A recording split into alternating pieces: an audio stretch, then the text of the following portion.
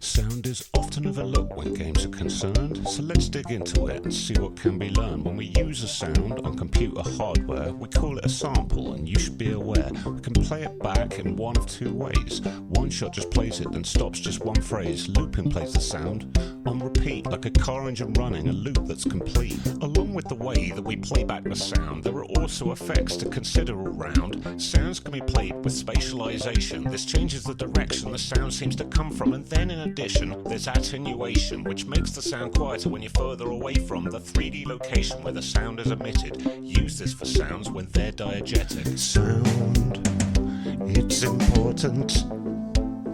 And don't forget the music, it can be a whole lot of fun. Let's talk a bit about actual sound. When things vibrate, they squash the air around, leading to waves that pass through the air, then ultimately enter our ear. A microphone captures these waves as they push on a diaphragm hooked to a wire around a magnet, which causes a current to pass through the wire. We constantly check its value we acquire. The value around 48,000 times a second. The values are stored in a really long list, and we call this pulse code modulation. PCM for short, a digital representation. The process works the other way round too. Current in the wire makes the wire want to move. The movement pushes the diaphragm around, which squashes the air, making a sound. Sound, it's important. And don't forget the music, it can be a whole lot of fun.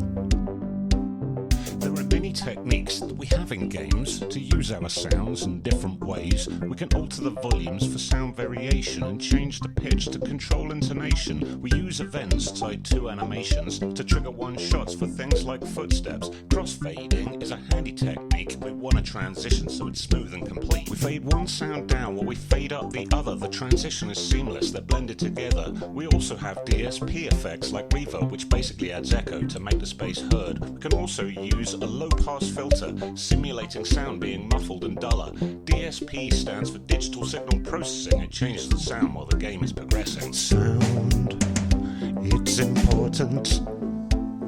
And don't forget the music, it can be a whole lot of fun.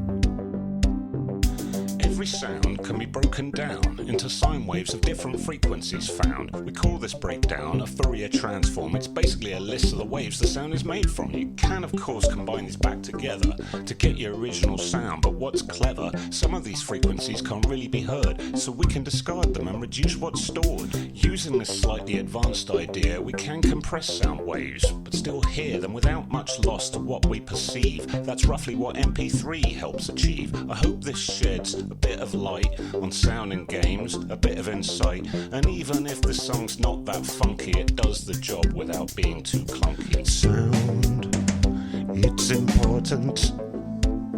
And don't forget the music, it can be a whole lot of fun. Sound, it's important. And don't forget the music, it can be a whole lot of fun.